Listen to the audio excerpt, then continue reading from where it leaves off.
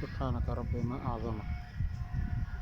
ده طائر بيطير واقف في السما كده ويحرك أو يرفرف بأجنحته بس.